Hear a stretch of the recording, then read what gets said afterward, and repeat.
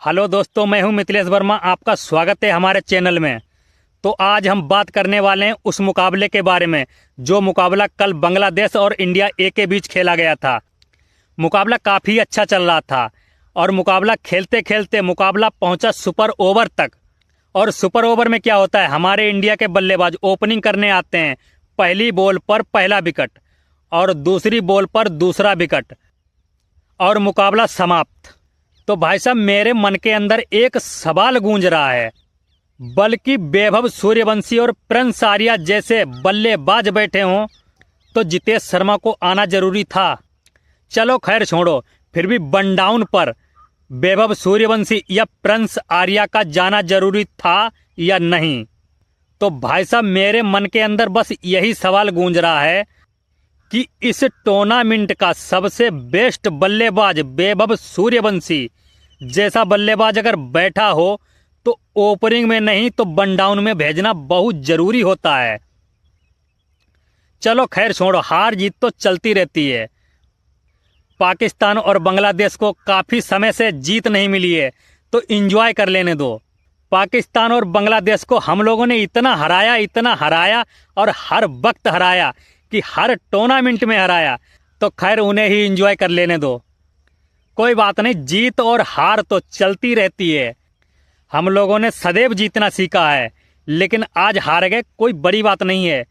हमारा सब फैंसों से निवेदन है कि इतनी निराशाजनक बात नहीं है। कोई बड़ा टूर्नामेंट नहीं था और हमारे लड़के भी बड़े नहीं थे, 14-14 साल के लड़के थे। अगर हार भी गए तो इतना टेंशन लेने की जरूरत नहीं है। कोई बात नहीं, हमारे इंडियन फैंस सब लोग इन्हें दिल से सपोर्ट करो। और हमारे वैभव सूर्यवंशी को देखो, बेचारा इतना निराश हो गया है कि उसे सद्बुद्धि देने की हम लोगों को ज़्यादा ज़रूरत है कि ज़्यादा से ज़्यादा उसे समझाओ कि कोई बात नहीं, ये मुकाबले तो आते जाते रहते हैं ज़िंदगी में, हार जीत चलती रहती है, लेकिन कलेजा बड़ा होना चाहिए। हमारे वैभव सूर्यवंशी का इतना बड़ा परफॉर्म रहा है इस टूर्नामेंट के अंदर कि अभी तक इस टूर्नामेंट में सबसे बेस्ट बल्लेबाज है कि 42 बॉलों में 144 रन का टारगेट बनाने वाला बल्लेबाज कोई छोटा मोटा बल्लेबाज नहीं हो सकता है।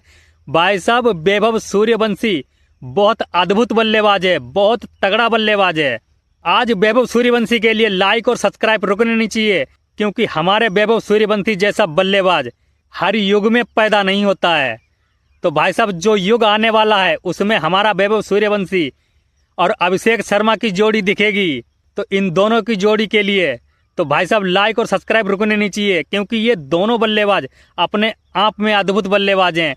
जो पिछला एशिया कप हुआ था उसमें अभिषेक शर्मा ने इतनी बढ़िया बल्लेबाजी की थी कि पाकिस्तान हो गया लगा के सारी टीमों को इतना धोया था।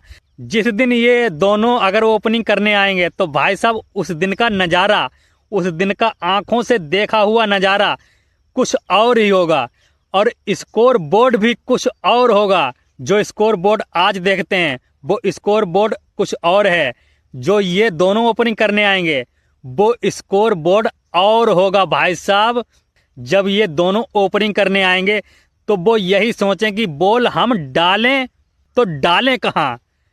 तो भाई साहब, इन दोनों के लिए लाइक और सब्सक्राइब रुकने नहीं चाहिए, आज भर भर के आने चाहिए, ताकि हमारे वैभव सूर्यवंशी को सपोर्ट मिल सके, वैभव सूर्यवंशी आगे चलकर और तगड़ी बल्लेबाजी करे।